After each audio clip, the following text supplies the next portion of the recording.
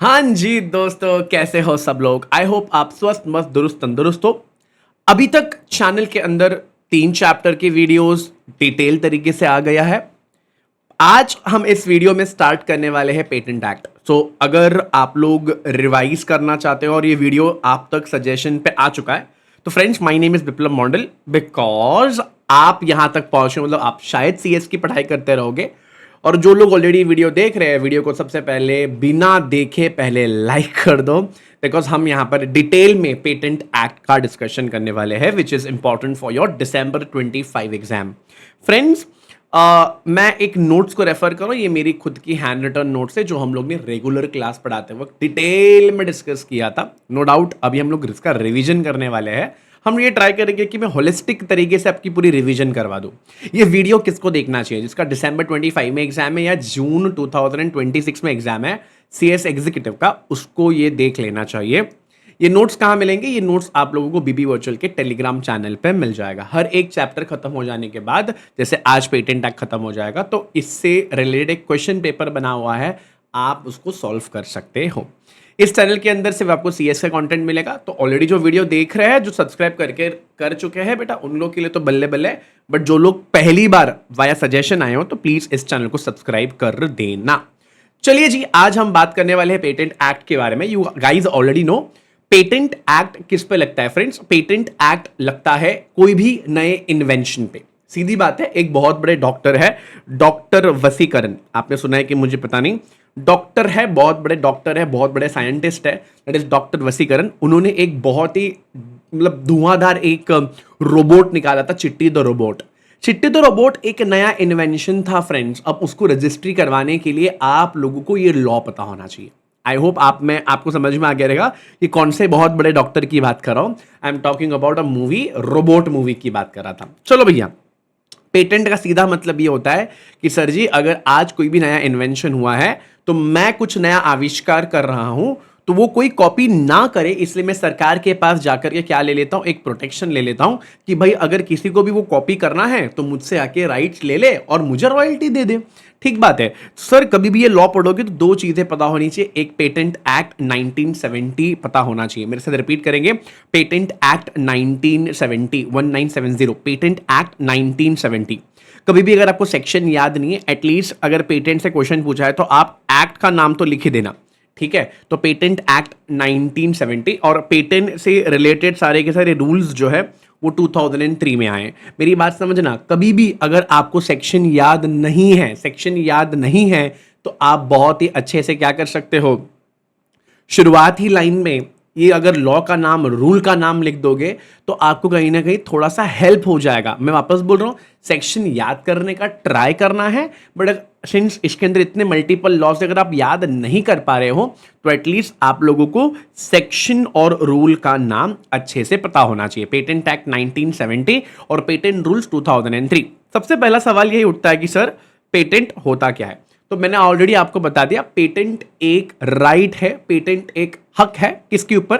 Invention granted under patent act. What is patent? Patent is right for any invention granted under a patent act. Any right for any invention granted under a patent act. Sir अगर आप देखोगे तो इस step से, ये पूरे step से पूरा आप लोग का पेटेंट का काम हो जाता है। समझो पहली बात, सबसे पहले तो भैया आप क्या करोगे, इन्वेंशन करोगे। इन्वेंशन का पूरा डिस्क्लोजर आप गवर्नमेंट को बताओगे। बता दिया। गवर्नमेंट क्या करेगा, गवर्नमेंट ग्रांट करेगा पेटेंट। कभी भी अगर पेटेंट अगर आप किसी को ग्रांट करते हो, इसका यह मतलब है जिसको भी ग्रांट किया है उसके पास आज स्टैट्यूटरी राइट है। उसके पास क्या है फ्रेंड्स? स्टैट्यूटरी राइट है। बोलो क्या है फ्रेंड्स? स्टैट्यूटरी राइट है। उसके पास एक हक है, लिमिटेड टाइम के लिए एक हक मिलता है। जैसे कॉपीराइट में भी लिमिटेड टाइम के लिए आपको एक राइट मिलता है कि अगर आपका इन्वेंशन कोई भी यूज करेगा, कॉपीराइट पे आप आर्टिस्टिक वर्क को देते हो, तो वैसे अगर पेटेंट के लिए कोई भी कुछ भी करता है, तो कोई भी इन्वेंशन करता है, तो उसको एक एक्सक्लूसिव राइट मिल जाता है। जब भी उसको एक्सक्लूसिव राइट मिलता है तो वो राइट को आगे दे सकता है, but right related to what? Right to make, right to use, right to sell, right to import, right to license. वापस से बोलो, right to make, right to use, right to sell, right to import, right to license. Right to make, right to use, right to sell, right to import, right to license. Repeat करेंगे, right to make, right to use, right to sell, right to import, right to license. Right to make, right to use, right to sell, right to import, right to license. ये हक आपको मिल जाएगा। जैसे ही आपको यह हक मिल जाता है, आपके पास अल्टीमेटली उस इन्वेंशन का मोनोपोली कंट्रोल आ जाता है, जिसको आप प्राइसिंग में या आप उसको आगे देते वक्त प्राइस कंट्रोल कर सकते हो। इससे आपको इकोनॉमिकल एंड कमर्शियल बेनिफिट मिलेगा। सीधी बात है, अगर आज मैंने कोई भी इन्वेंशन किया है, उस इन्वेंशन को मैं क्या कर सकता हूं? गवर्नमेंट के पास जाकर रजिस्ट्रेशन कर सकता हूं। मैं जैसे उसको रजिस्ट्रेशन करवा दूंगा, गवर्नमेंट मुझे क्या दे देगी? एक एक्सक्लूसिव राइट दे देगी। बोलो क्या दे देगी? Exclusive right. किस लिए? Right to make, right to use, right to sell, right to import, right to license, ये करने को दे देगी। जैसे आपको राइट मिल जाएगा, आपके पास डेफिनेटली डायरेक्टली इनडायरेक्टली एक मोनोपोली कंट्रोल आ जाएगा over the goods and services. फिर आप मार्केट के अंदर प्राइस इन्फ्लुएंस करो, प्रोडक्शन इन्फ्लुएंस करो, या आप किसी को वो राइट देना चाहते हो, वो सारे प्रावधान इस लॉ के अंदर बने हुए है। एकदम बढ़िया वाली बात है, एकदम कॉन्सेप्चुअली चीजें हम जा रहे हैं। वीडियो डेफिनेटली बहुत ही डिटेल में हम लोग बना रहे हैं और इसमें हम लोग बहुत सारे चीजें पढ़ेंगे। पक्का पक्का? यस और नो? पक्का पक्का?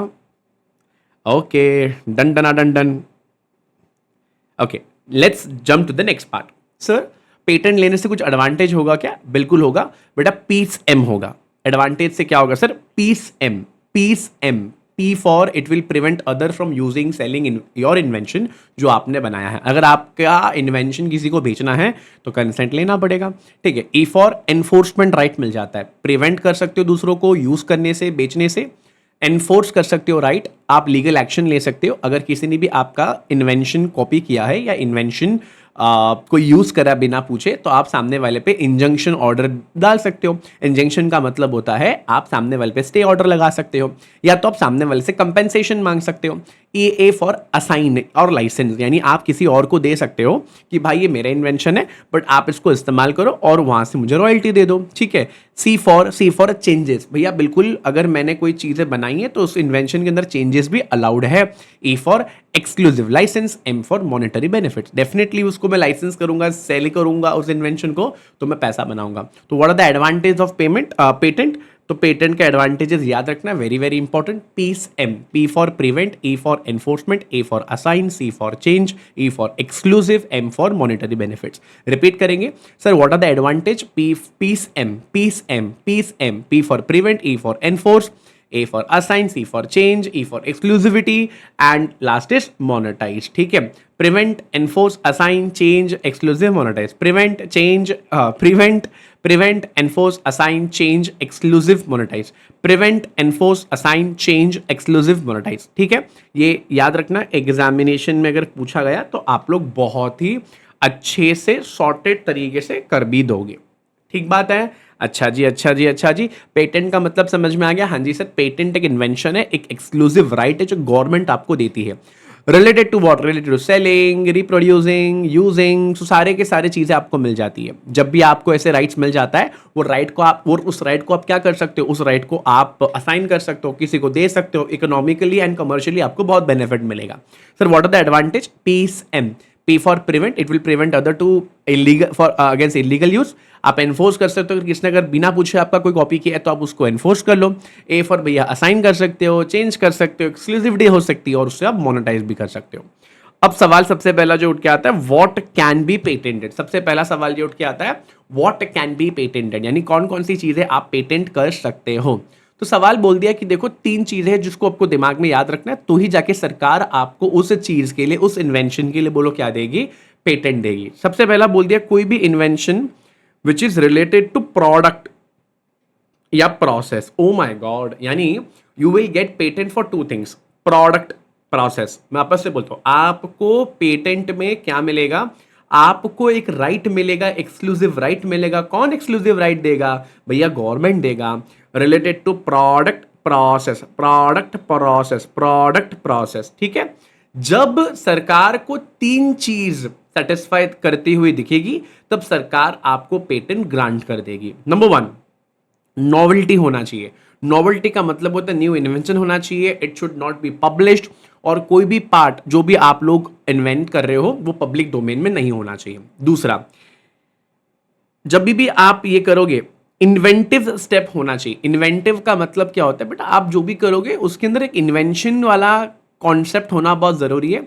ऐसा नहीं है कि भाई ये तो ऑब्वियस था, आपने वही वो, मतलब ऐसी चीज आप मत बोलो जो सबको पता है, या कोई भी दिमाग थोड़ा सा लगाएगा तो दिखने लग जाएगा, ऐसा बिल्कुल भी नहीं होना चाहिए। That means whenever you invent something, it should have an inventive step, it should show technological advancement, it should have an economical significant। अगर ऐसा है तो ही बेटा आपको हम लोग क्या दे देंगे, पेटेंट दे देंगे। उसके बाद भैया इंडस्ट्रियल एप्लीकेबिलिटी। इंडस्ट्रियल एप्लीकेबिलिटी का मतलब क्या होता है, जो भी आप चीजें बना रहे हो वो कोई भी इंडस्ट्री या तो कोई सेक्टर में यूजेबल होना चाहिए। एक मिनट वापस से बोलो।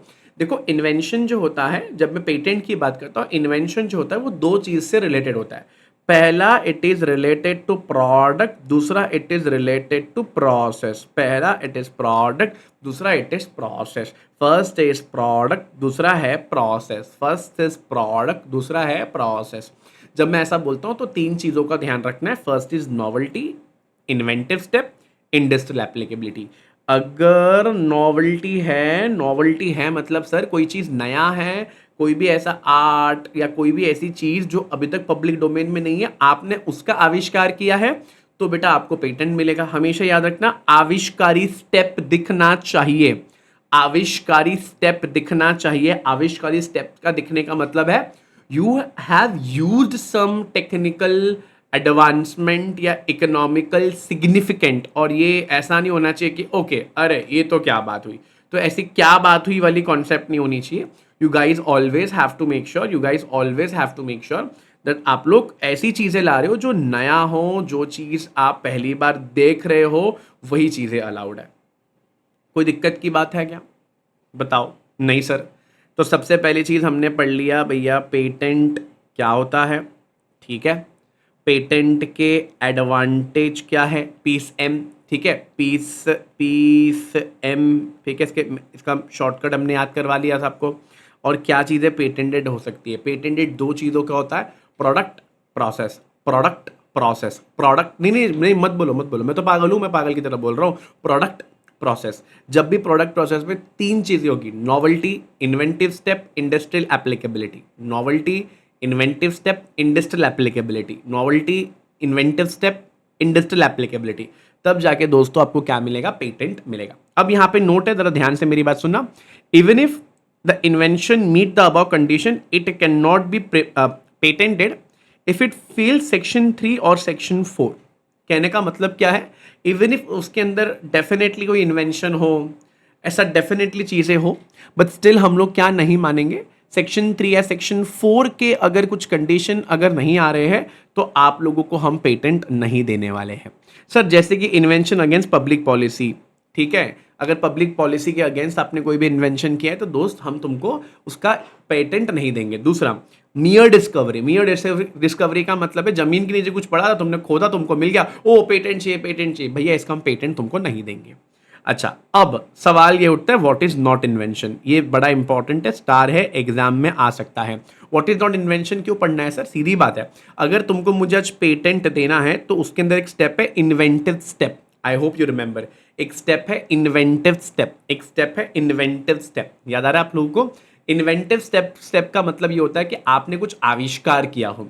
तो ऐसे कुछ कॉन्सेप्ट मैंने नीचे लिख के रखे हुए, इसको आप लोग आविष्कार नहीं मानोगे। नंबर 1, आप बोलोगे हाँ ये तो समझ में आ गया sir, contrary to natural laws, ठीक है, कोई भी ऐसा फ्लेवोरियस इन्वेंशन किया है which is contradicting the scientific law, मतलब आपने ऐसा कोई भी आविष्कार किया है जो नेचुरल लॉ के अगेंस्ट है, झूठा इन्वेंशन किया है, सॉरी बॉस, इसको इन्वेंशन नहीं मानेंगे। उसके बाद अगेंस्ट मोरालिटी पब्लिक ऑर्डर, सीधी बात है, आपने ऐसा कुछ हार्मफुल इन्वेंशन किया है जिससे ह्यूमन, प्लांट, एनिमल या एनवायरमेंट को नुकसान पहुंच सकता है, sorry, even if it is new I will not patent you the rights. उसके बाद भैया डिस्कवरी थियरीज नेचुरल सब्सटेंसेस, इसका मतलब है कुछ ऐसी चीजें जो ऑलरेडी थी, आपने बस उसको बताया कि देखो ओ बन गया, तो साइंटिफिक रिसर्च है। नहीं बेटा, पानी के अंदर चीनी डाल दिया तो बोलते ओ भाई ये तो नेचुरल ग्लूकोज है। ऐसा नहीं होता है, ये तो सबको पहले से ही पता था। अच्छा, new forms without enhanced efficiency, नहीं समझा? समझो, हो सकता है एक मशीन आपने बनाया होगा और वो मशीन आपने जो बनाया है उसमें कुछ चेंजेस लाए। समझो मशीन बनाया था, मेरी एक फ्रेंड है साक्षी ने क्या किया था, मशीन बनाया था, इट वॉज एन इन्वेंशन, उसको पेटेंट मिल गया। तो मैंने क्या किया, साक्षी का वही मशीन में एक रॉड ऐड कर दिया, यहाँ पे एक लकड़ा ऐड कर दिया और लकड़ा ऐड करके बोला देखो भैया अब ये मशीन तो धुआंधार चलेगा। बेटा मैंने क्या किया, माइनर चेंजेस हुए हैं, सिर्फ माइनर चेंजेस करके तुम लोग ने बोला ओ दिस इज द न्यू आविष्कार। बोलो चलेगा नहीं चलेगा? आंसर इज नहीं चलने वाला, क्योंकि मैंने यहां पर कुछ बड़ा कुछ नहीं किया है। तो ऑब्वियस सी बात है, ऑब्वियस सी बात है, इसको हम लोग इन्वेंशन नहीं मानेंगे। इसको हम लोग क्या नहीं मानेंगे? इन्वेंशन नहीं मानेंगे, इसको इन्वेंशन नहीं मानेंगे। अच्छा, इसके बाद क्या है, मियर एडमिक्सचर्स। मियर एडमिक्सचर्स का मतलब क्या है, तुमने छोटा मोटा प्रॉपर्टी को ऊपर नीचे कर दिया और बोला कि ओ भाई देखो नया इन्वेंशन बन गया। सॉरी, ये भी नहीं होगा, ये भी नहीं होगा, ये भी नहीं होगा, इसको इन्वेंशन नहीं माना जाएगा। मैं रिपीट कर दूं, हम लोग आज पढ़ रहे क्या इन्वेंशन नहीं है। सर है इन्वेंशन नहीं है, ये क्यों पढ़ना है? ये इन्वेंशन नहीं है, ये क्यों पढ़ना है? ये इसीलिए पढ़ना है सो दैट आप इसको पेटेंट न दे। समझ में आ रही बात? ऐसी चीजों को हम पेटेंट नहीं दे सकते। First, contrary to natural laws, contrary to natural laws, anything which is against the morality, against public order।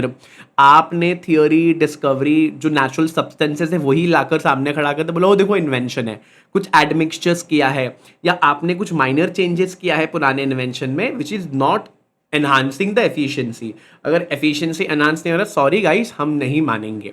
फिर rearrangement of the known device, कहने का मतलब है समझो कुछ इन्वेंशन हुआ भी था पहले, समझो पहले कुछ इन्वेंशन हुआ था। से एग्जांपल ये आईफोन है। अब बेटा मैंने क्या किया, आईफोन के अंदर कैमरा अब ऐसे कर दिया, ओ सॉरी ये तो सेम ही हो गया, सॉरी सेम ही होता है आईफोन के अंदर डिज़ाइन। तो मैंने कुछ ऐसे कर दिया, ठीक है?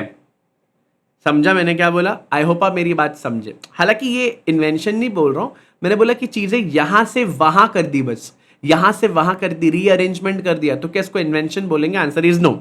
कोई भी ऐसा मेथड जो एग्रीकल्चर या हॉर्टिकल्चर में मिला, अभी समझो ना बेटा इसको क्यों इन्वेंशन नहीं कहा जा रहा है। समझो बेटा मैंने एग्रीकल्चर में कोई नया चीज आज निकाला, एक नया चीज मैंने डिस्कवर किया, डिस्कवर करने के बाद पता है फिर क्या बोल रहे हैं लोग, अब कोई भी फार्मर इसको इस्तेमाल करेगा तो उसको 10 लाख रुपया देना पड़ेगा, इसलिए इसको बैन करके रखा है। इसके बाद बोला कि भैया मेडिकल या सर्जिकल ट्रीटमेंट, ये भी अगर समझो ये बॉडी पार्ट है, समझो ये हाथ है, हाथ की सर्जरी करनी है और मैंने कट इसे लगाया, और ये कट कोई भी लगा सकता है ना बेटा, तो फिर कोई भी बंदा अगर ऐसा कट करेगा तो भैया उसको मेरे से उसको पैसे देने पड़ेंगे। ऑब्वियस सी बात है ना कि कोई सर्जिकल ट्रीटमेंट मेडिकल ट्रीटमेंट कोई नया चीज लाया, वो नहीं उसको पेटेंट कर सकता।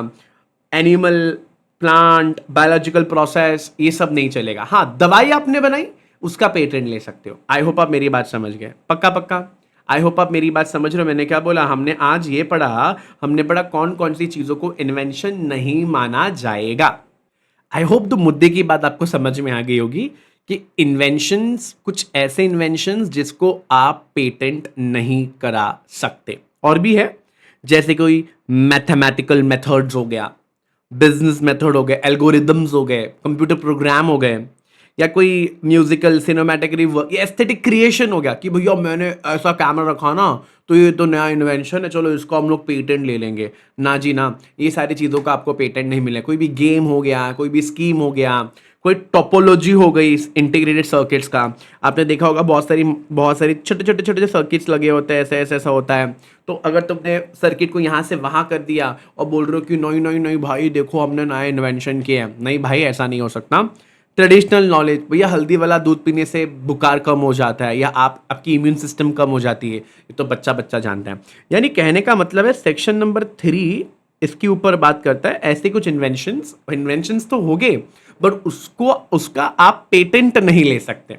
और सेक्शन नंबर 4 में एटॉमिक एनर्जी रिलेटेड चीजें बोली गई है कि अगर कोई भी इन्वेंशन एटॉमिक एनर्जी रिलेटेड चीजें होती है तो उसको आप पेटेंट नहीं करा सकते। अब डेफिनेटली ये सारी चीजें आपको याद करनी पड़ेगी, एग्जामिनेशन में पूछा जाता है कि किस तरीके से आप लोगों को ऐसे कौन से इन्वेंशंस है जिसके आप क्या नहीं निकाल सकते, पेटेंट नहीं निकाल सकते। तो ये मैंने क्या कर दिया ना, framed arm plant GPT MT, ये ऑब्वियसली बात है थोड़ा सा ऑफ है, but this is how the best thing to remember all the points. ये सारे पॉइंट्स को याद करने का सबसे बेस्ट तरीका है, अपना टाइम लो और इसको अच्छे से याद करो।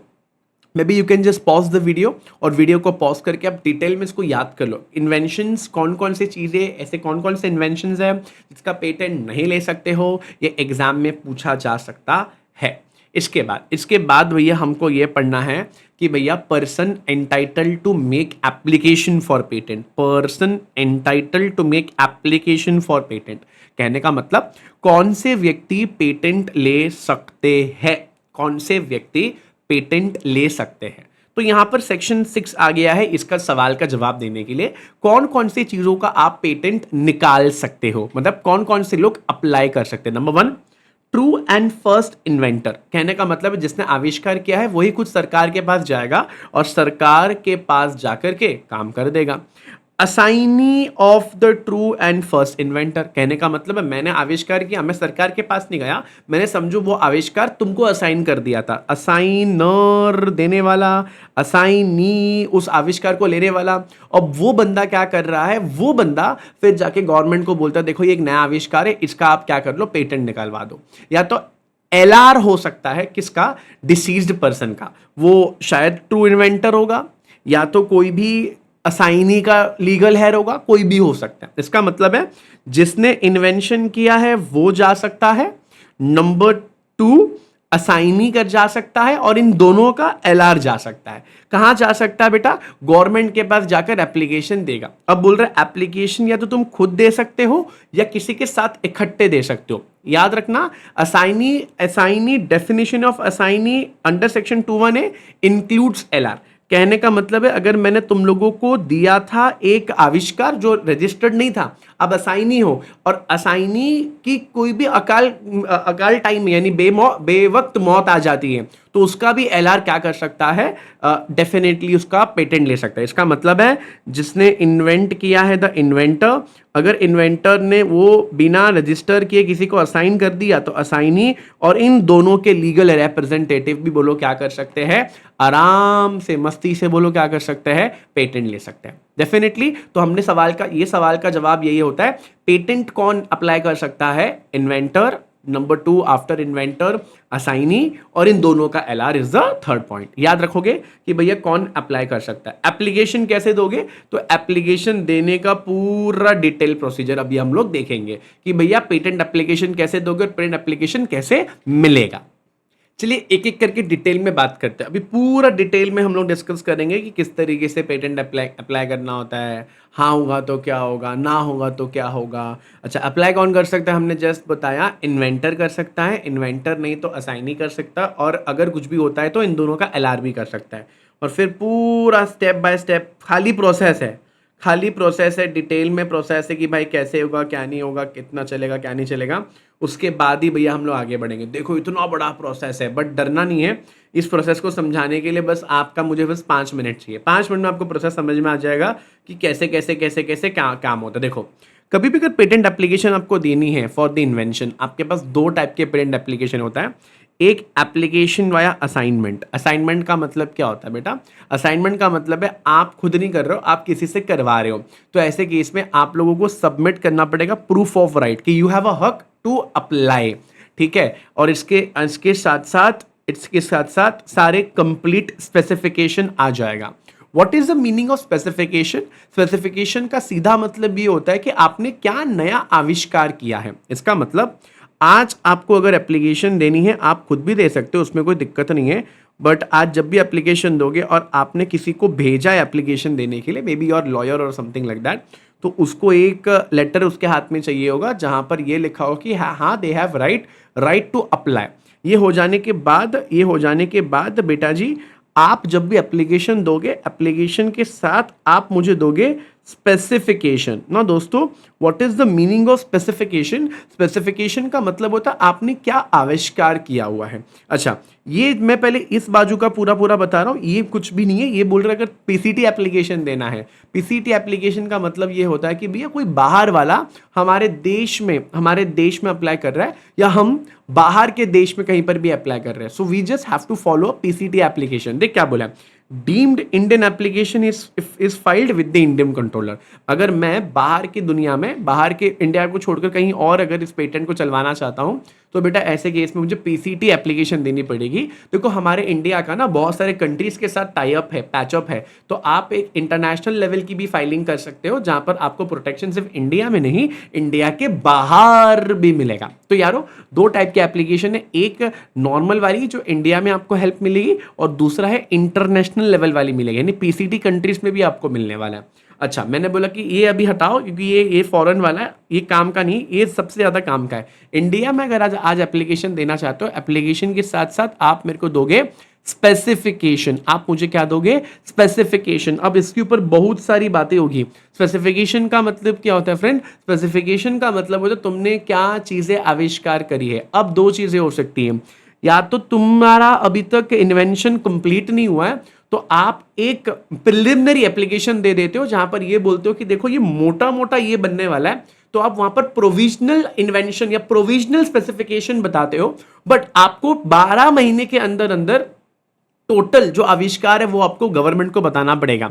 या तो आपका आविष्कार तैयार हो गया है तो आप कंप्लीट स्पेसिफिकेशन भी सबमिट कर सकते हो, and that may be treated as provisional if requested. कहने का मतलब क्या हुआ, समझो मैंने ये रिमोट बनाया और रिमोट पूरा कंप्लीट स्पेसिफिकेशन के साथ तैयार था, बट देन आई रियलाइज अरे यार इसमें तो 3-4 बटन और डाल सकते हैं, तो मैं गवर्नमेंट के पास जाके बोलूंगा सरकार सुनो ना, जो मैंने कंप्लीट स्पेसिफिकेशन दिया था ना, consider it as a provisional specification, और 12 महीने के अंदर अंदर मैं कंप्लीट आपको दे दूंगा। आई होप आप मेरी बात समझ गए। उसके बाद क्या मल्टीपल प्रोविजनल स्पेसिफिकेशन डालना अलाउड है? बिल्कुल। कंट्रोलर चाहे तो सिंगल कंप्लीट स्पेसिफिकेशन में 12 महीने from the earliest provisional spec बिल्कुल डाल सकता है। कहने का मतलब है बेटा मैंने कंप्लीट स्पेसिफिकेशन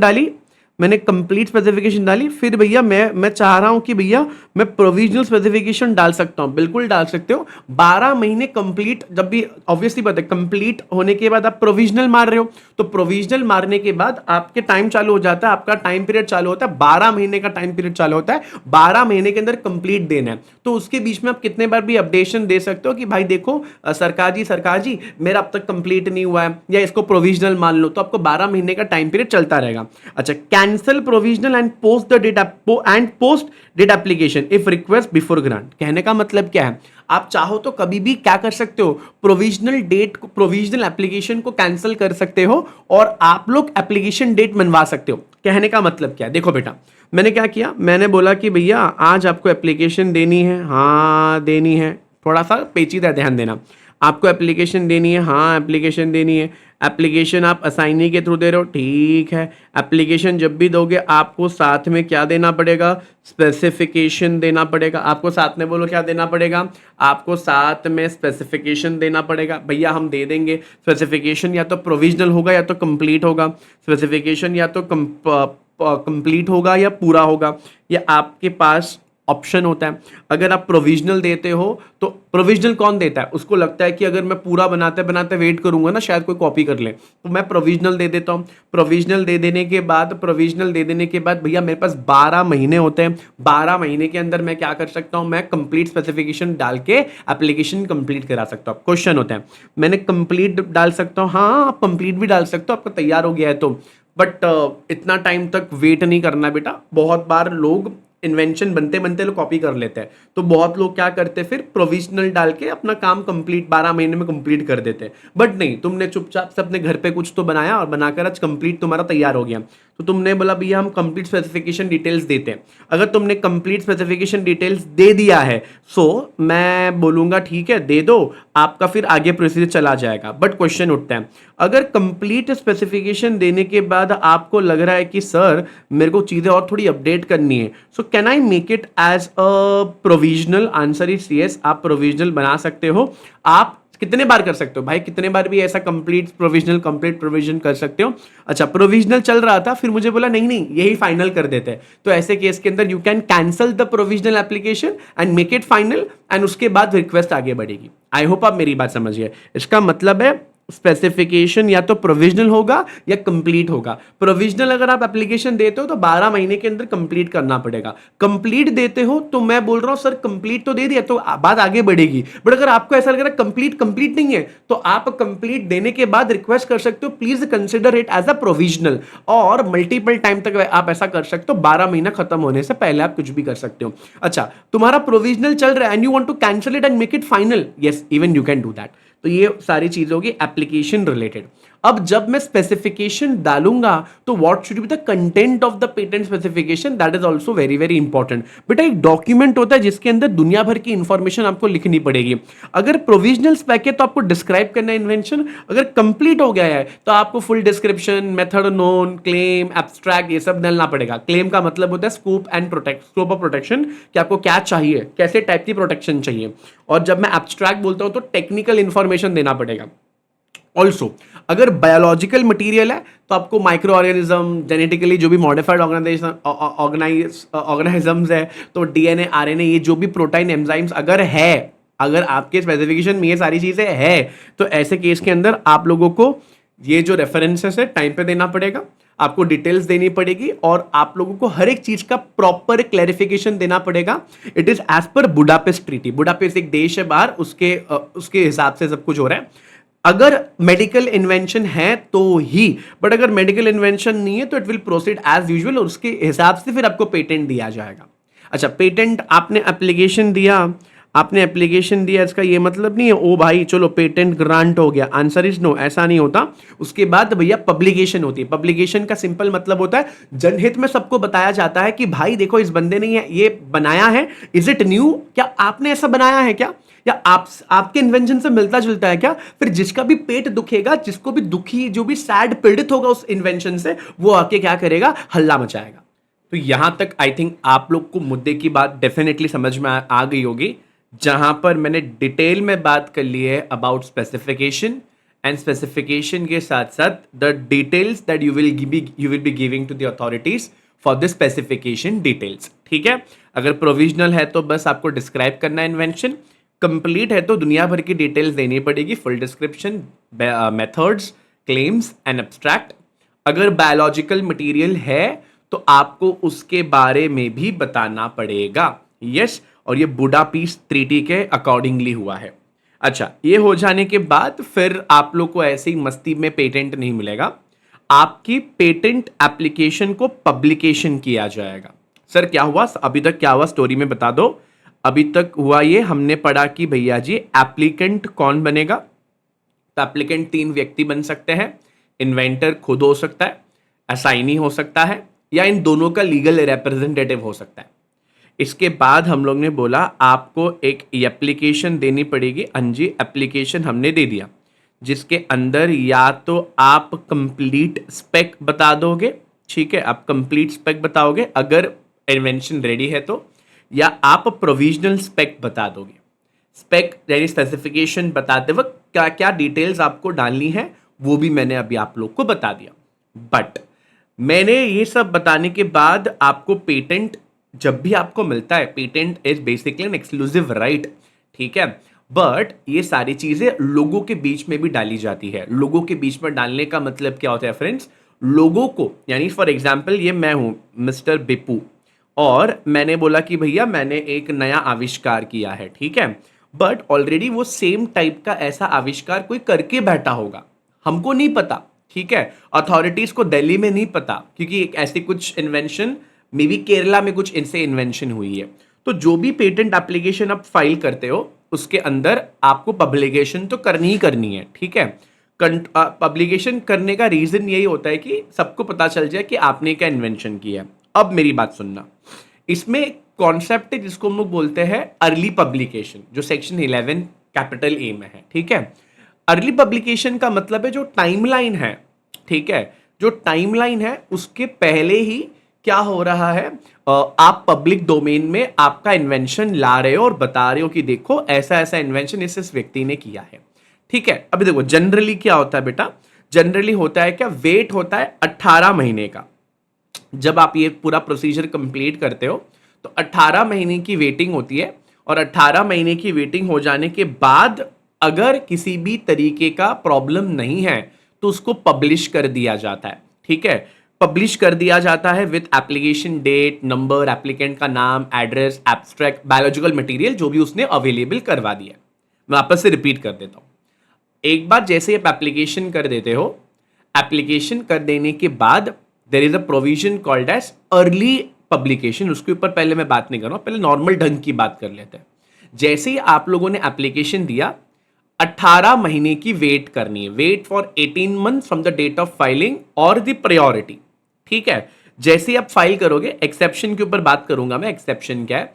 जैसे आप 18 महीने हो जाएंगे, अगर किसी भी तरीके का एक्सेप्शन नहीं है, एक्सेप्शन नहीं है मतलब क्या बेटा, अगर सीक्रेसी है, अगर अबेंडेंड हो गया, अबेंडेंड का मतलब है भैया हमने कुछ मांगा था, अथॉरिटीज ने कुछ मांगा है और एप्लीकेंट उसको नहीं दे रहा है, और या तो विड्रॉ हो गया है।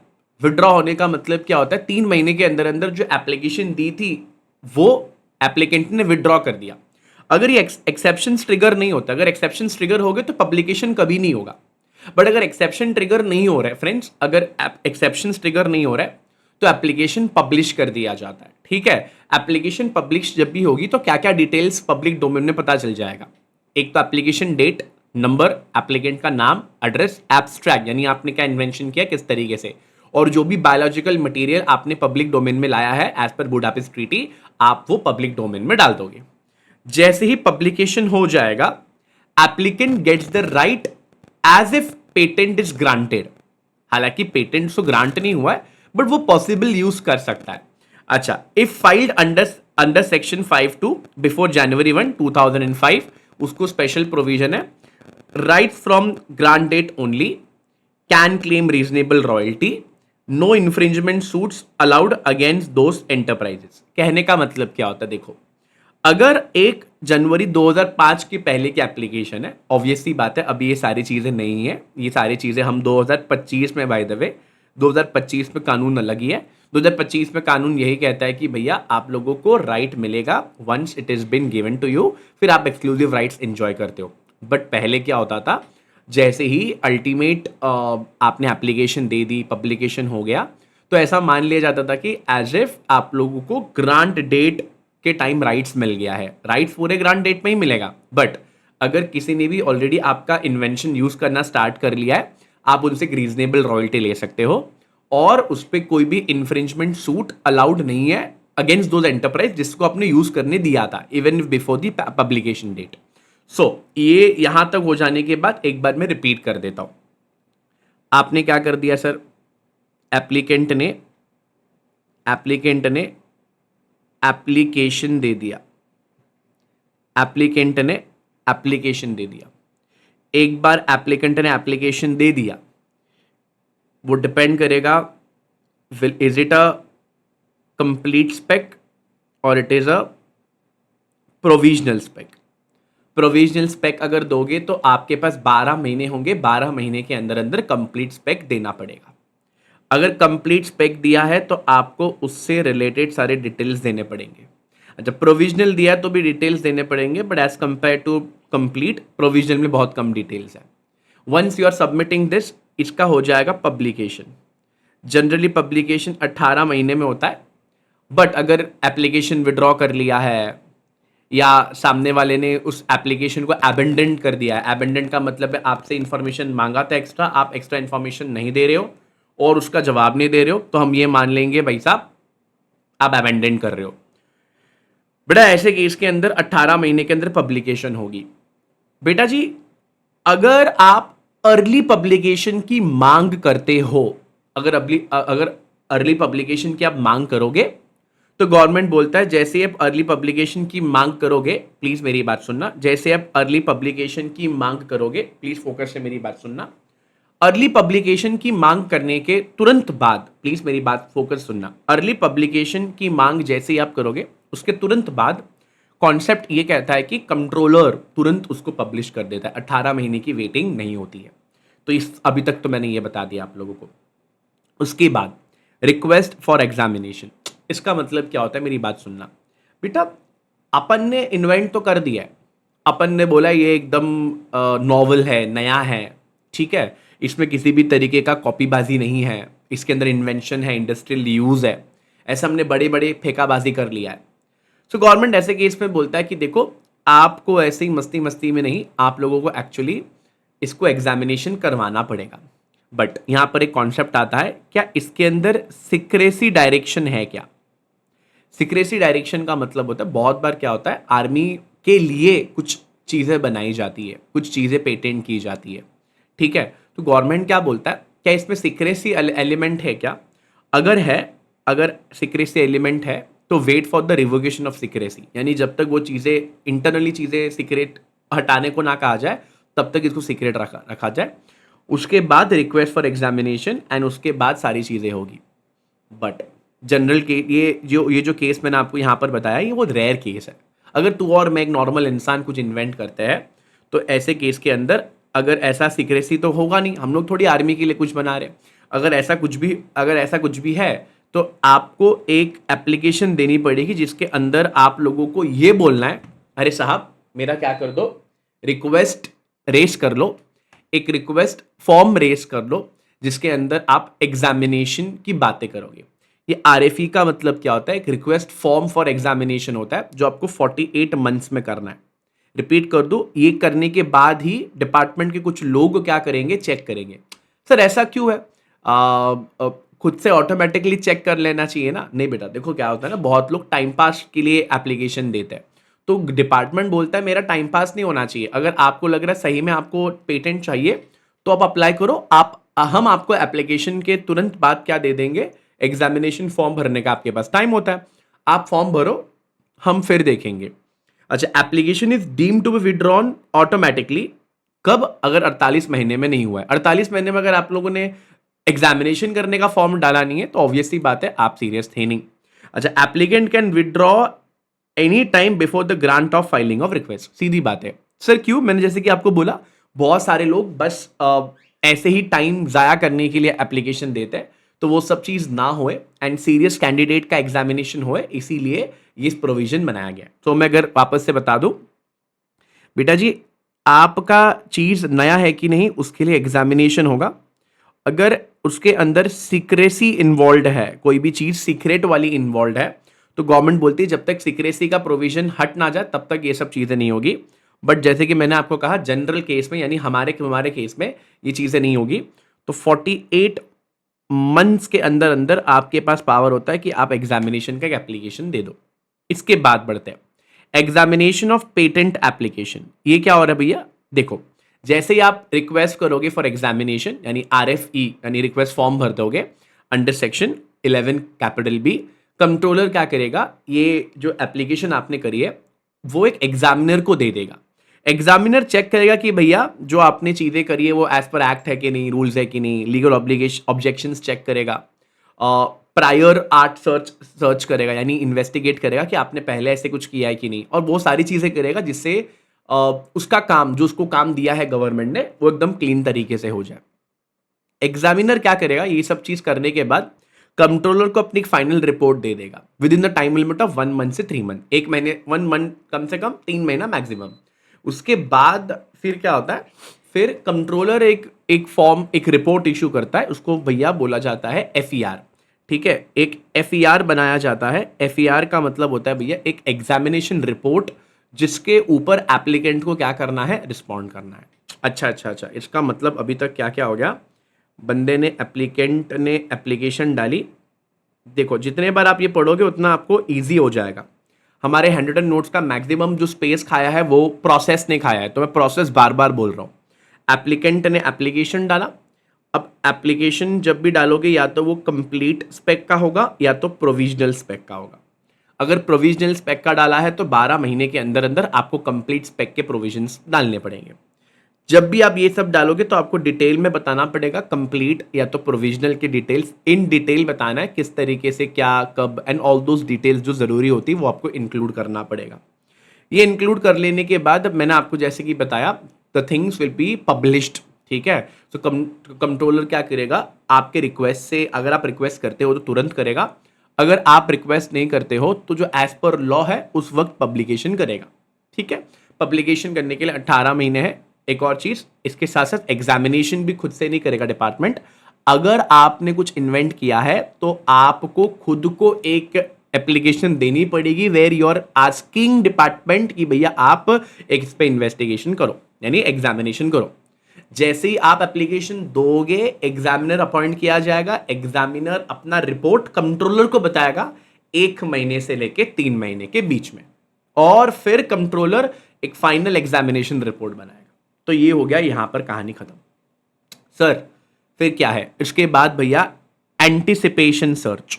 ये क्या होता है? देखो, जैसे रिक्वेस्ट फॉर एग्जामिनेशन आपने किया है, यानी फॉर्म भर के आपने जैसे ही फाइल किया है, application is refer to the examiner. जैसे मैंने आपको बताया, एग्जामिनर लॉ वॉ चेक करेगा, बट इसके साथ साथ चेक करेगा कि भाई अगर अगर इन्वेस्टिगेट करेगा अगर invention is anticipated by any Indian patent application, जो 1 जनवरी 1912 से चेक कर लेगा, या तो any claim in another Indian patent but filed earlier. इसका मतलब वो पास्ट रिकॉर्ड्स को चेक करेगा, और पास्ट रिकॉर्ड्स को चेक करके ये इन्वेस्टिगेट करेगा कि भैया ये बंदे ने जो भी आज रिसर्च करके नया बना के दिया है वो नया है कि नहीं। ऑब्वियस सी बात है, यहां पर हम प्रीवियसली जो भी फाइल हुआ है उसकी बात कर रहे थे, और यहां पर हम लोग सारे लीगल चेक की बात कर रहे थे। तो ये दोनों अलग अलग होने वाला है क्या? नहीं, लीगल चेक के साथ साथ पास्ट रिकॉर्ड्स भी चेक साथ में किया जाएगा, और ये सब चीज कर लेने के बाद फिर कंट्रोलर को रिपोर्ट दी जाती है, फिर रिपोर्ट अल्टीमेटली कंट्रोलर फाइनली बनाता है। अब इसके बाद देखो सब कंटिन्यूएशन में चल रहा है। एग्जामिनर कंट्रोलर को रिपोर्ट देगा, अगर रिपोर्ट एडवर्स है, ऑब्जेक्शन मिलता है कि नहीं ये तो किसी का कॉपी है, तो कंट्रोलर कम्युनिकेट करेगा objection to the applicant, and applicant gets an opportunity, या तो डॉक्यूमेंट को अमेंड कर दे, ऑब्जेक्शन को अमेंड कर ले, या तो हियरिंग के लिए रिक्वेस्ट करे। हियरिंग का मतलब है आप अपना पक्ष रख सकते हो उनके सामने, एंड देन अल्टीमेटली जो भी चेंज करने बोले चेंज कर देंगे। कंट्रोलर के पास अल्टीमेट डिसीजन है फाइनल देना है कि नहीं देना है। तो अगर इसको मैंने 3 सेक्शनों में डिवाइड कर दिया, मैं जरा वापस से इसको कोलेट कर दूं। आप लोग एप्लीकेशन दोगे, जैसे ही आप लोगों ने एप्लीकेशन दे दिया, एप्लीकेशन कंप्लीट स्पेक का है, कंप्लीट स्पेक का है या प्रोविजनल स्पेक का है, उसके बेसिस पे डिटेल्स आप लोग को देने। ये हो जाने के बाद भैया ये जो डिटेल्स है, इस डिटेल का क्या होने वाला मालूम है? इस डिटेल का पब्लिकेशन होने वाला है। इस डिटेल का बोलो क्या होने वाला है? इस डिटेल का पब्लिकेशन होने वाला है। जैसे ही ये डिटेल की पब्लिकेशन हो जाती है, मेरी बात सुनना, जो भी लोग रहेंगे वो आ सकते हैं। फ्रेंड, इसके साथ साथ आप लोग को एक और चीज बता दो, एग्जामिनेशन होने वाला होता है। एग्जामिनेशन किस चीज की होती है? कि भैया आपने नया चीज दिया है कि पुराना बासी माल किसका चिपका दिया। इसके लिए एप्लीकेंट को ही क्या करना पड़ेगा? इसी के लिए एप्लीकेंट को ही एक एग्जामिनेशन रिक्वेस्ट रेज करनी पड़ेगी, और उसके बाद कंट्रोलर क्या करेगा? कंट्रोलर एक एग्जामिनर को बुलाएगा, एग्जामिनर एग्जामिन करेगा, लीगल चेक तो करेगा ही करेगा कि भैया उसने पेटेंट राइट को पूरी तरीके से कंप्लाई किया है कि नहीं। उसके साथ साथ वो एक और चीज चेक करेंगे कि भाई इस बंदे ने क्या पुराना किसी का माल या कि पुराना किसी का सर्च या पुराना किसी का एप्लीकेशन कॉपी तो नहीं किया है।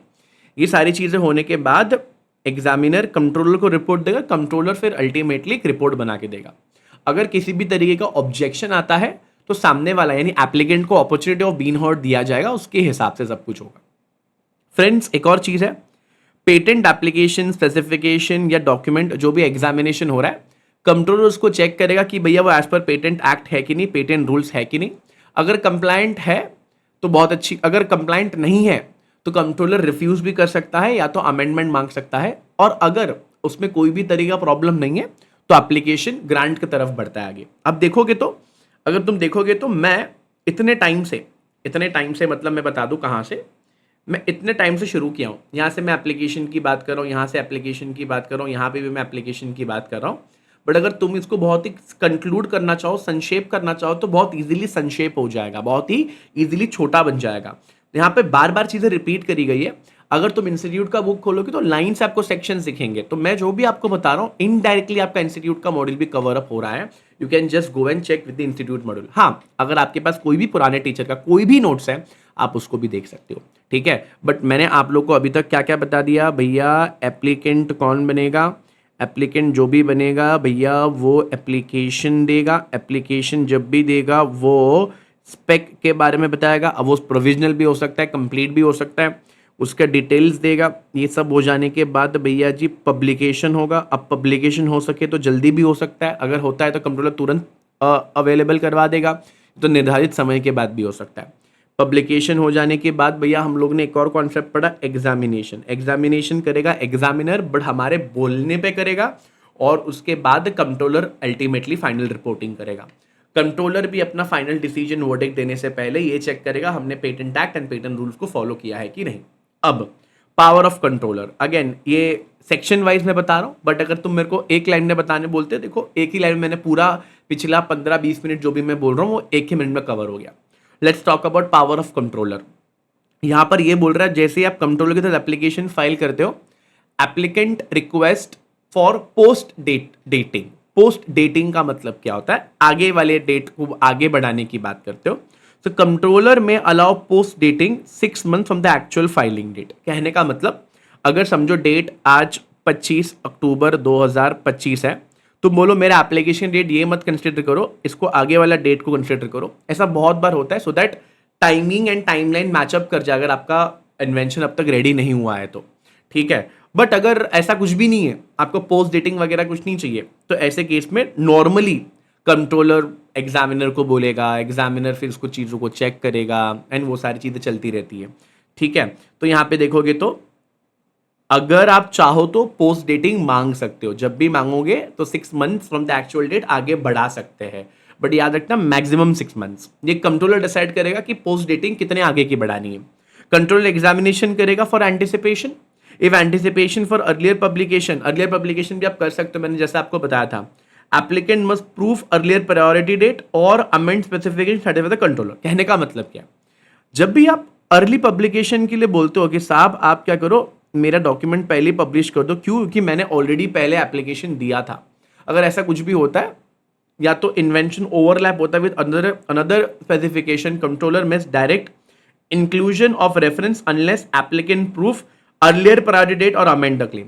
की सीधी बात है, अगर पुराना भी आपने कभी कुछ किया था, अगर वो ओवरलैप हो रहा है तो आपका एप्लीकेशन डेट उस तरीके से बदल जाता है, क्योंकि पुराना भी आपने किया था, नया भी आप कर रहे हो, तो उस तरीके से अमेंडमेंट करोगे। मतलब क्या बोलना चाह रहे, जो ये सेक्शन है, सेक्शन नंबर 17 एंड 18 ये बोलता है कि date of application and anticipation case, जहां पर कंट्रोलर के पास पूरी पावर डेट्स को चेंज करने का। क्या हम पोस्ट डेटिंग ले सकते हैं? आंसर इज यस, 6 महीने तक हमारे डेट को हम आगे बढ़ा सकते हैं।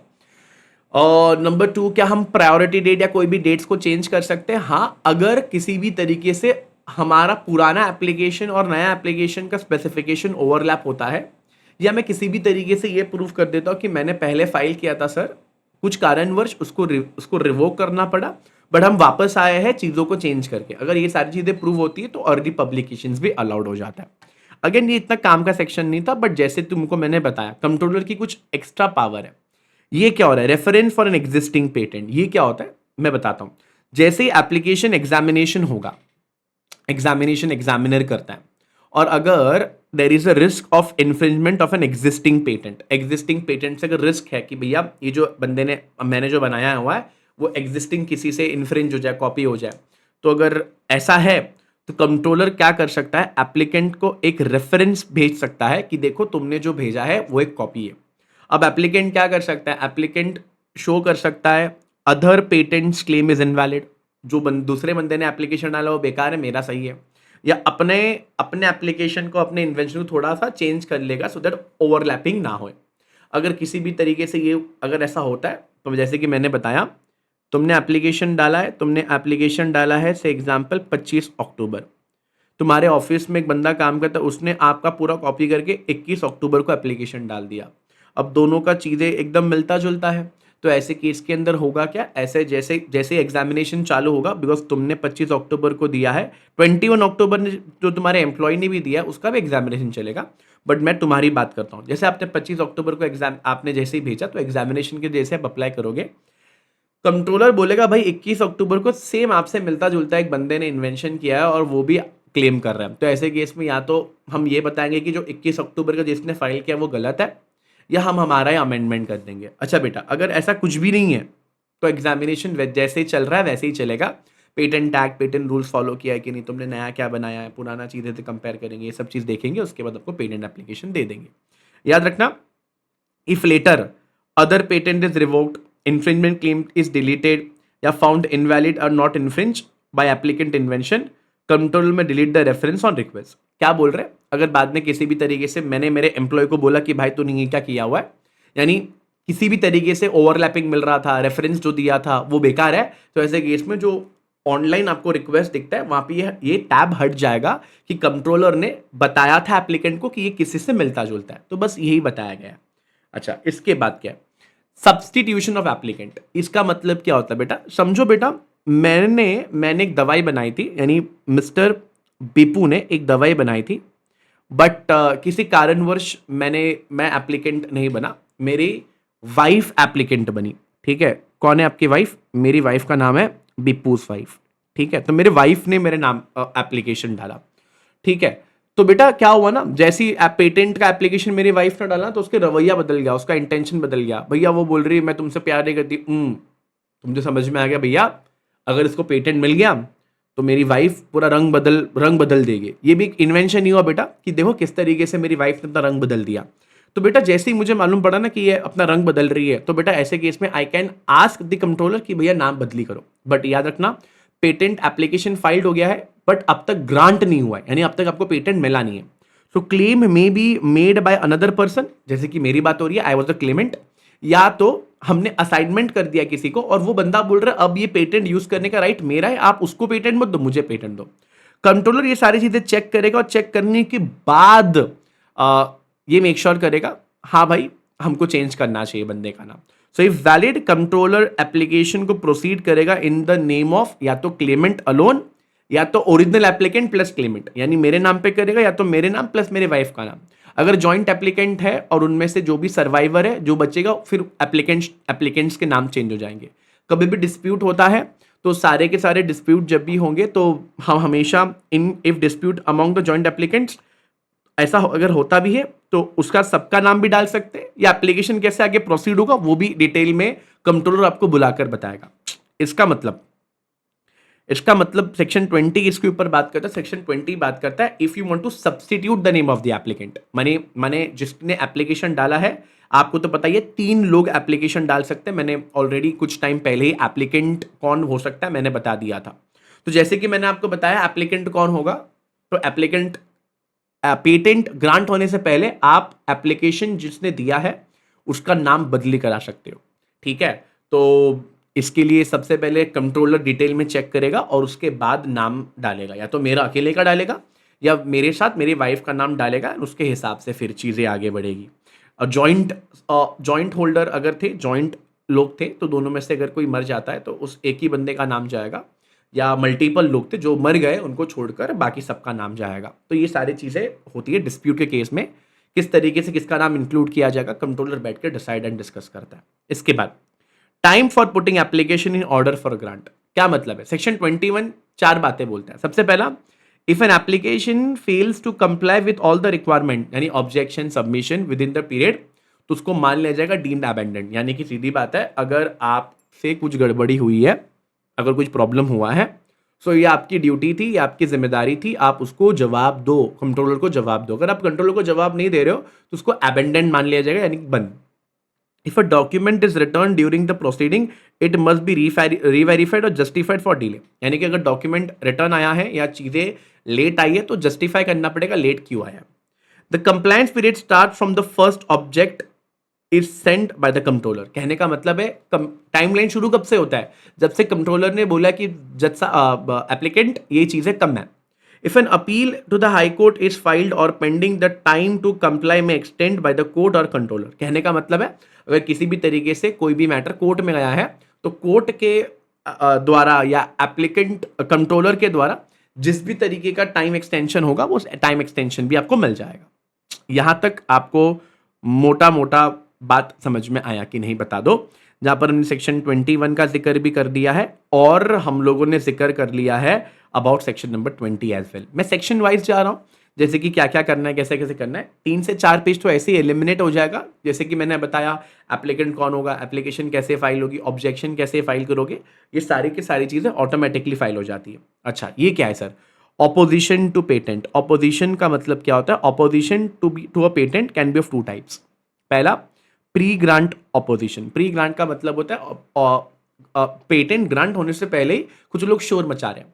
सबसे पहले बोलते हैं it can be filed by any person, ठीक है। It can be done after publication. Obviously बात है, पब्लिकेशन होने के बाद ही लोगों को पता चलेगा कि हाँ भैया ऐसे बंदे ने एक एप्लीकेशन डाला है। अच्छा, ग्राउंड्स क्या होगा? इन्वेंशन है ही नहीं सर, पेटेंटेबल है ही नहीं, कंप्लीट नहीं है, अनक्लियर है, चीज़ें मिसिंग है, बायोलॉजिकल मटेरियल गड़बड़ है, इंडिजीनियस नॉलेज है। इंडिजिनियस का मतलब है हमारे गांव में तो ऐसे कब से हो रहा है, इसे ये थोड़ी इन्वेंशन है। तो ये चीज़ याद रखना, एग्जामिनेशन में पूछा जा सकता है व्हाट इज द ऑब्जेक्शन, कौन कौन सी चीज़ें हो सकती है। अच्छा, पोस्ट ग्रांट में क्या बोला गया सर? पोस्ट ग्रांट में क्या बोला गया सर? पोस्ट ग्रांट में हमको ये सीखना है कि सर हो गया है, यानी सामने वाले को क्या मिल गया भैया? सामने वाले को हमने पेटेंट दे दिया और फिर उसमें गड़बड़ी हुई है, तो it can be filed by an interested person. Interested person का मतलब है मे बी हमने जिसका कॉपी किया है वो फाइल करने आ गया। बोलता है it must be filed within 1 year, must be filed within 1 year from the date of publication of grant. ठीक है, तो जैसे ही ग्रांट हो गया है उसकी भी पब्लिकेशन हो जाती है, तब से आपको साल भर में आना पड़ेगा। अब ग्राउंड क्या है? इन्वेंशन रॉन्गफुली ऑब्टेन्ड है, मे बी हमने किसी का इन्वेंशन कॉपी किया है, फॉल्स डिस्क्लोजर है, ये तो पब्लिक को पहले से पता है, इसमें इन्वेंशन वाली बात क्या हुई? ये तो प्रायर पब्लिकेशन हो गया है। अगर ऐसा कुछ भी होता है तो बेटा आप लोग को याद रखना पड़ेगा कि साहब जी पेटेंट ऑपोजिशन हो सकता है। पेटेंट ऑपोजिशन एक इंपॉर्टेंट सेक्शन है, यानी जो पेटेंट हुआ है उसका हम लोग क्या कर सकते हैं? ऑब्जेक्शन रेस कर सकते हैं, प्री ग्रांट भी कर सकते हैं एंड पोस्ट ग्रांट भी कर सकते हैं। बताओ, पक्की बात है? एकदम बढ़िया वाली बात है। बढ़ रहा हूं आगे, सॉर्टेड है भैया। Let's talk about section number 26। 26 क्या बोलता है? ये कब आता है? ये ड्यूरिंग ऑपोजिशन प्रोसीडिंग्स में आता है। जब ऐसा पता चलता है कि पेटेंट एप्लीकेशन रॉन्गफुली ऑब्टेन्ड है, तो ऐसे केस में if the entire invention was wrongfully obtained, controller क्या करता है? पेटेंट को रिवोक कर देता है and on the request controller transfer करता है patent right to the opponent. ये क्या हो रहा है सर? से एग्जाम्पल मैंने कॉपी किया किसी का, तो ऐसे केस के अंदर जो भी बंदा आगे क्लेम करेगा उसको ट्रांसफर कर दिया जाएगा। अच्छा, only a part is been copied, तो कंट्रोलर ऑर्डर करेगा to amend the complete specification, exclude the part, ठीक है, बिकॉज वो किसी और का है। And patents the opponents own patent application which is already been filed, उसके नाम पे कंसिडर कर दिया जाएगा। सीधी बात यही है। अगर अगर ये पाया जाता है कि हमने किसी का कॉपी किया है, अगर पूरा पूरा कॉपी किया है, तो अल्टीमेटली हमारा जो पेटेंट है हमारे नाम पे जो हमको मिला है वो रिवोक हो जाएगा और सामने वाले को ट्रांसफर हो जाएगा। सेकंड, अगर मैंने कोई पार्ट कॉपी किया है तो ऑब्वियसली बात है कंप्लीट स्पेसिफिकेशन मुझे वो पार्ट निकालना पड़ेगा, बाकी जैसा चल रहा है वैसे चलता रहेगा। और वो जो पार्ट है अगर ओपोनेंट ने ऑलरेडी एप्लीकेशन दिया है तो हम उसके नाम पे ट्रांसफर कर देंगे। ठीक बात है। इसके बाद भैया restriction on foreign filing by Indian resident. अच्छा, क्वेश्चन है क्या आप इंडियन रेसिडेंट हो?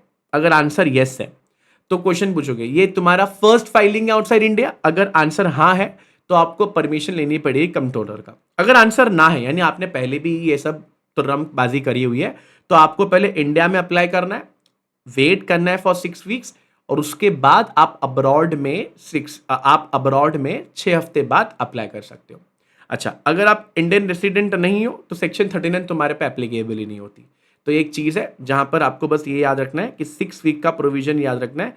अगर आप पहली बार कर रहे हो तो कंट्रोलर से परमिशन लोगे, और अगर आप पहली बार नहीं कर रहे हो, ठीक है, अगर आप पहली बार नहीं कर रहे हो तो ऐसे केस के अंदर गवर्नमेंट ने बहुत ही क्लैरिफाई करके बोला अगर it is not your first time तो आप पहले इंडिया में फाइल करो, और इंडिया में फाइल करने के बाद फिर आप सामने वाले के ऊपर फाइल करना। सॉर्टेड है? एकदम बढ़िया बात है। अच्छा, उसके बाद अब आ गया भैया एकदम लास्ट में शो चालू हो गया ग्रांट ऑफ पेटेंट। अच्छा, एप्लीकेशन एग्जामिनेशन और अगर सब कुछ बराबर है तो ऐसे केस के अंदर अगर सब कुछ बराबर है, yes the application has been refused by the controller या तो कॉन्ट्रावेंशन ऑफ द एक्ट। पूछो क्या एप्लीकेशन कंट्रोलर ने रिजेक्ट किया है क्या, जस्ट बिकॉज लॉ बराबर फॉलो नहीं किया है? अगर ऐसा रिजेक्ट किया है तो एप्लीकेशन जो भी आपने किया है पेटेंट के लिए वो नहीं मिलेगा। बट आपने जो फाइल किया है वो लॉ के हिसाब से है, कंट्रोलर को कोई गड़बड़ नहीं है, तो पेटेंट ग्रांट कर दिया जाएगा, पब्लिकेशन कर दिया जाएगा और सारा का सारा स्पेसिफिकेशन जो भी चीज़ है it will be open to all. हाँ, कोई कॉपी नहीं कर सकता, कॉपी करोगे तो आपसे परमिशन लेनी पड़ेगी। बट अगर application examined and found in order अगर नो है तो सीधा रिजेक्ट हो जाएगा। यानी सबसे पहले एप्लीकेशन का ऑर्डर में होना ज़रूरी है, ये पहली चीज़ है। अगर ऑर्डर में नहीं है तो एप्लीकेशन ग्रांट नहीं होगा। ग्रांट अगर एप्लीकेशन बराबर है, चेक करो क्या कंट्रोलर ने चिल्लमबाजी किया है कि नहीं, यानी कंट्रोलर को सही लग रहा है कि नहीं, लॉ के हिसाब से हुआ है कि नहीं।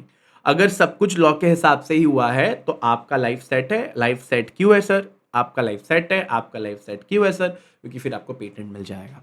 ठीक बात है। अगर अच्छा आपने कंट्रोलर ने भी बोला कि नहीं नहीं आपने बराबर काम नहीं किया है, आपने ऐसा नहीं किया, आपने वैसा नहीं किया, अगर ऐसा भी कोई सीन है तो आपको एक बात याद रखनी है, एप्लीकेशन आपको नहीं मिलेगा। अच्छा ये क्या है sir? Grant of patent subject to condition, ये क्या बात हुई? हाँ, हम आपको हाँ तो बोल रहे हैं बट कुछ कंडीशन लगाकर बोल रहे हैं। तो patent granted it is been use by government, अगर आंसर हाँ है तो गवर्नमेंट क्या कर सकता है? कोई भी चीज़ों को यूज कर सकता है, प्रोसेस को यूज कर सकता है। अगर ना है, ठीक है, यानी रिसर्च के लिए, टीचिंग के लिए, अगर रिसर्च टीचिंग के लिए है तो वो इन्वेंशन एक्सपेरिमेंट रिसर्च टीचिंग के लिए यूज हो सकता है। पूछो क्या ड्रग या मेडिसिन या ड्रग है क्या? अगर आंसर इज यस तो गवर्नमेंट कैन अगेन अपने यूज के लिए, डिस्ट्रीब्यूशन के लिए यूज कर सकती है। यानी बेटा ऐसा बिल्कुल हो सकता है कि हम लोग आपको पेटेंट जब भी देंगे कुछ ऑब्जेक्शंस एंड सजेशंस दे सकते हैं, यानी I can put you some condition. तो क्या पूछोगे? क्या गवर्नमेंट यूज के लिए है क्या? यस, तो government can import the article and make the use of the process. अगर नहीं है तो रिसर्च वर्क के लिए क्या? तो अगर हाँ है तो कोई भी बंदा रिसर्च, एक्सपेरिमेंट, टीचिंग के लिए यूज कर सकता है। पूछो क्या मेडिकल या ड्रग्स के लिए क्या? हाँ, तो गवर्नमेंट कैन इंपोर्ट, गवर्नमेंट के पास दवाई ववाई की पूरी पावर उनके हाथ में होती है। इसके बाद क्या है sir? Right of patentee. Patentee का मतलब क्या होता है? To whom the patent is granted, यानी अगर मैंने पेटेंट के लिए अप्लाई किया था और आज मुझे पेटेंट का राइट मिल गया है तो अंडर सेक्शन 48 बोलता है वंस पेटेंट इज ग्रांटेड, पेटेंटी और सारे के सारे एक्सक्लूसिव राइट जो उससे जुड़े हुए वो एंजॉय कर सकता है, एक्सेप्ट 47 वाला। 47 जो मैंने आपको बस जो बताया गवर्नमेंट वाले, ठीक है, गवर्नमेंट थोड़ा अपने हाथ में रख सकता है। Now what is subject to the patent? तो भैया ऑब्वियसली बात है, प्रोडक्ट, प्रोसेस, दोनों का भी आप लोग क्या कर सकते हो? पेटेंट ले सकते हो। जब मैं प्रोडक्ट का बोलता हूँ उसको बनाना कैसा है, यूज कैसे करना है, सेल कैसे करनी, इंपोर्ट, ये सब पे आपके राइट हो जाती है। जब मैं प्रोसेस बोलता हूँ, प्रोसेस को यूज कैसे करना है, किसी को वो प्रोसेस यूज करने से आप रोक सकते हो, उसको आप इंपोर्ट, सेलिंग सब कुछ कर सकते हो, ये एक्सक्लूसिव राइट्स होती है। अब ये राइट को आप असाइन कर सकते हो, किसी को लाइसेंस दे सकते हो, अब कमर्शियली इससे पैसे कमा सकते हो। अब बात करते हैं टर्म ऑफ पेटेंट की। तो याद रखना what kind of application it is. अगर पीसीटी एप्लीकेशन यानी इंटरनेशनल लेवल का है तो 20 years from an international filing date. Indian application है 20 years from family filing date. अगर आपने रिन्यूअल फीस बराबर से टाइम पे भरी है तो आप लोगों को और 20 years will remain force for 20 years, sorry 20 years तक आपको मिलेगा, ठीक है। आफ्टर 20 ईयर्स या जिस दिन आपने रिन्यूअल फीस नहीं भरी है तो बस आप लोगों को उसके बाद कुछ नहीं मिलने वाला। यानी एक बार अगर आपने पेटेंट लिया है आपको renewal fees time to time भरना पड़ेगा। अगर आप टाइम टू टाइम नहीं भरते हो तो आपका पेटेंट जो है वो बेकार हो जाएगा। कोई भी बंदा कॉपी करेगा तो आपको गवर्नमेंट प्रोटेक्ट नहीं करेगा। हाँ, 20 ईयर्स के लिए मिला, इसका ये मतलब नहीं रिन्यूअल फीस नहीं भरना है, आपको टाइम टाइम रिन्यूअल फीस भरनी पड़ेगी। अगर आपने रिन्यूअल फीस नहीं भरा तो वो इन्वेंशन पब्लिक डोमेन चला जाएगा और आपको किसी भी तरह का प्रोटेक्शन नहीं मिलेगा। ये क्या है sir? Patent of addition. Patent of addition का मतलब क्या? आपने एक मशीन बनाया था, ये आपने पेटेंट करवाया है, अब उस मशीन में आपने कुछ चीजें क्या करिए, बदलाव करिए, चेंज करिए। अगर आपने इंप्रूवमेंट किया, मॉडिफिकेशन किया, answer is yes. Applicant same है, आंसर इज यस। अगर डेट ऑफ एप्लीकेशन सेम माना जाए, लेटर माना जाए, ये क्या होता है सर? जब भी आप एड ऑन करते हो तो आप पुराना डेट मान सकते हो, जो मैंने एप्लीकेशन डाली थी आप वही मेरा डेट मानो। अगर ऐसा है, कुछ भी ऐसा हुआ है तो एडिशनल चीजों के लिए भी आपको पेटेंट दे दिया जाएगा, ठीक है। अगर ऐसा नहीं है, मतलब नया बंदे ने बनाया है, तो पेटेंट देने के लिए पूरा प्रोसीजर फॉलो करना पड़ेगा। टर्म कितनी होगी सर? टर्म 20 ईयर्स की होगी।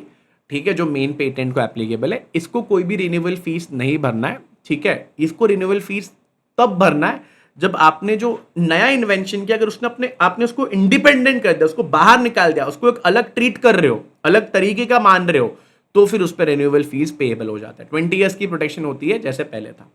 ये क्या होता है, रिस्टोरेशन ऑफ लैप्स पेटेंट। ऐसा हो सकता है आपने रिन्यूअल फीस नहीं भरी है, बिल्कुल ऐसा हो सकता है। अगर रिन्यूअल फीस आपने नहीं भरी है तो ऐसे केस में आप फीस भर सकते हो और अपने अपने अपने पेटेंट को वापस से रिस्टोर कर सकते हो। सर रिस्टोरेशन कौन कर सकता है? पेटेंट ही खुद कर सकता है, उसका एलआर कर सकता है, तो जॉइंट पेटेंट रहेगा तो जॉइंट पेटेंट ही कर सकता है। अब जब भी एप्लीकेशन दोगे तो आप लोग एप्लीकेशन जब आप 18 महीने के अंदर से 18 विद इन 18 महीना दोगे, विद इन 18 मंथ्स दोगे फ्रॉम द डेट वो बेकार हो गया, तो ऐसे केस में अगर 18 महीने में दिया तो एप्लीकेशन आप दे दो। ठीक है, और एप्लीकेशन देने के बाद कंट्रोलर फिर क्या करेगा, जस्टिफिकेशन मांग के आपको रिस्टोरेशन दे देगा। बट 18 महीने के बाद कर रहे हो तो सॉरी, रिस्टोरेशन पॉसिबल नहीं है। अब ये कैसे प्रोसीजर बताया गया है, हमने प्रोसीजर भी डिटेल में लिखा हुआ है। अब पूरे लेक्चर में, फुल लेक्चर में हमने डिटेल में इसका प्रोसीजर पढ़ा था। सबसे पहला, does the applicant request for hearing. Hearing का मतलब क्या होता है बेटा जी, आप सामने वालों को बोल रहे हो कि सर प्लीज मेरी बात सुन लो, अगर आंसर हाँ है तो कंट्रोलर हियरिंग करेगा। अगर इज द फेलियर टू पे अनइंटेंशनल, मतलब क्वेश्चन नहीं है कि ये अनइंटेंशनल है। ठीक है, अगर अनइंटेंशनल है तो कंट्रोलर क्या करेगा, एप्लीकेशन पब्लिश करेगा, सुनेगा किसी को कुछ बोलना है कि नहीं पब्लिक डोमेन में। अगर किसी को कुछ बोलना ही नहीं है, पब्लिक डोमेन में कुछ रिस्ट्रिक्शंस ही नहीं है, तो ऐसे केस के अंदर आपको तुरंत क्या दे दिया जाएगा, एडिशनल फीस भरकर आपका रिस्टोरेशन कर देंगे। बट कंट्रोलर ने जैसे नोटिफाई किया हियरिंग, तो कुछ लोग आ गए, वो बोलने लगे नहीं नहीं नहीं नहीं नहीं, आप इसको आप रिस्टोरेशन मत दो, एंड लड़ाई होने लग गई। फिर लड़ाई होने के बाद, हियरिंग होने के बाद कंट्रोलर डिसाइड करेगा कि भाई रिस्टोरेशन करना है कि नहीं करना है। ठीक है, इसके बाद surrender and revocation of patent. कहने का मतलब है मैं पेटेंट ही हूं, मैंने इन्वेंशन किया, अब मैं उसको सरेंडर करना चाहता हूं, पेटेंट नहीं देना चाहता हूं, तो पेटेंट डिसाइड करेगा सरेंडर। जब भी ऐसा करेगा वो एक नोटिस लिख के कंट्रोलर को देगा, कंट्रोलर ये सारी चीजें अपने वेबसाइट पर डाल देती है, और कंट्रोलर सारे के सारे रजिस्टर्ड पर्सन्स को बोल देते हैं कि देखो ये बंदा है और ये बंदा ऐसा करने का प्लान कर रहा है। कोई बंदा अगर ऑपोजिशन फाइल करता नहीं है तो तुरंत वो सरेंडर हो जाता है। बट अगर करता है, मे बी मैंने इन्वेंशन किसी को बेचा है, वो बेचारा मुझे पैसा दे रहा है और आज मैं उसको सरेंडर करवा रहा हूँ, अगर मैं सरेंडर कराऊंगा तो it will be coming in the public domain, तो कोई भी उसको यूज कर सकता है। तो सामने वाले को मैंने बेचा था, सामने वाला आके बोल रहा है अरे सर आप सरेंडर मत करो, तो फिर कंट्रोलर और मेरा और उसका दोनों का तीनों का बैठक होगा, और बैठक होने के बाद फिर डिसाइड होगा कि सरेंडर होगा कि नहीं होगा। कंट्रोलर डिसाइड करेगा फिर at the end of the day, दोनों का सुनने के बाद कि रिवोकेशन करना है कि नहीं करना है। ये होने के बाद हमारा जो पूरा पेटेंट है कंप्लीट हो गया। अगर मैं संक्षेप में बताऊं, पेटेंट क्या है सर? पेटेंट एक इन्वेंशन है। अब इन्वेंशन या तो कोई प्रोडक्ट में हो सकता है या तो कोई प्रोसेस में हो सकता है। जब भी पेटेंट पढ़ोगे तो सबसे पहले एप्लीकेंट कौन बनेगा ये पता होना चाहिए। एप्लीकेंट क्या करेगा फ्रेंड्स एप्लीकेशन देगा। एप्लीकेशन दे दिया, एप्लीकेशन के अंदर दो बातें होगी, डिपेंड करता है, या तो कंप्लीट स्पेक होगा या तो प्रोविजनल स्पेक होगा। दे दिया कंप्लीट स्पेक या प्रोविजनल स्पेक। प्रोविजनल दिया तो 18 महीने के अंदर अंदर कंप्लीट का डिटेल्स देना पड़ेगा, बराबर है। कंप्लीट स्पेक है तो आप लोगों को दुनिया भर का इंफॉर्मेशन देना पड़ेगा। सर कंप्लीट स्पेक के बाद कहना है कन्वर्ट इनटू प्रोविजन लगे ना? हाँ जी बिल्कुल कर सकते हो, कोई टेंशन की बात नहीं है। जैसे ये हो जाएगा, इसकी पब्लिकेशन होगी। अब पब्लिकेशन या तो इमीडिएट कर सकते हो अगर आपने पहले भी एप्लीकेशन डाला हुआ होगा, या आपका एडिशनल है, ऐसा भी तो हो सकता है ना, एडिशनल है। तो जैसे मैंने अभी आपको बताया, आपने पहले मशीन बनाई, उसमें एक और चीज़ ऐड करी तो उसको एडिशनल बोलते हैं, तो पब्लिकेशन रुकेगा नहीं, तुरंत हो जाएगा। पब्लिकेशन में देखना सिक्रेसी इन्वॉल्व होता है क्या? सिक्रेसी जब तक हटता नहीं पब्लिकेशन नहीं होगा। अगर सिक्रेसी इन्वॉल्व नहीं है तो 18 महीने के अंदर अंदर आपकी पब्लिकेशन हो जाएगी। पब्लिकेशन होने के बाद पब्लिक डोमेन में चली जाएगी। इसके साथ साथ आप लोग को याद रखना पड़ेगा एग्जामिनेशन। एग्जामिनेशन होगा, एग्जामिनेशन खुद से नहीं होगा, आपको एक डिटेल भर के देना पड़ेगा। आपको एक डिटेल भर के देना पड़ेगा, यानी एप्लीकेंट कंट्रोलर को एक फॉर्म भर के देगा और फिर कंट्रोलर अपना काम चालू करेगा। कंट्रोलर अपना काम कैसे चालू करेगा साहब जी, वो एग्जामिनर को बता देगा, एग्जामिनर फिर चेक करेगा भाई ने लॉ बराबर फॉलो किया कि नहीं, और पुराने जो भी पेटेंट एप्लीकेशन जिन्होंने भी दिया है वो बंदे लोग का सब चेकिंग होगा। चेकिंग हो जाने के बाद एग्जामिनर एक चीज़ कंट्रोलर को बता देगा और कंट्रोलर फिर फाइनल एक रिपोर्ट बनाएगा। अगर किसी भी तरीके का क्लैरिफिकेशन चाहिए तो वो क्लैरिफिकेशन देना पड़ेगा। फ्रेंड्स याद रखना, पेटेंट आपको ग्रांट होगा कि नहीं होगा ये डिपेंड करता है कि आपने किस तरीके का इन्वेंशन किया है, बिकॉज पब्लिकेशन होने के बाद लोग चिल्लम चिल्ली करने आएंगे, यानी जिसको भी ऑब्जेक्शन है वो ऑब्जेक्शन करने आएगा, और ऑब्जेक्शन है ही नहीं, कुछ भी नहीं है, तो आपको पेटेंट ग्रांट हो जाता है। ये मोटा प्रोसेस है। इसके बाद भैया आपको टर्म याद रखना है, टर्म 20 साल है, और 20 साल के साथ साथ आप लोगों को रिन्यूअल फीस भरनी पड़ेगी। अगर एडिशन करोगे तो रिन्यूअल फीस नहीं भरनी है, अगर उसको अलग कर दोगे तो अलग से फीस भरनी पड़ेगी। फिर उसको रिस्टोरेशन का प्रोसेस भी मैंने आपको बता के रखा हुआ है। तो ऑलरेडी जो चैप्टर है, चैप्टर का बुनियाद यानी बेस यही है।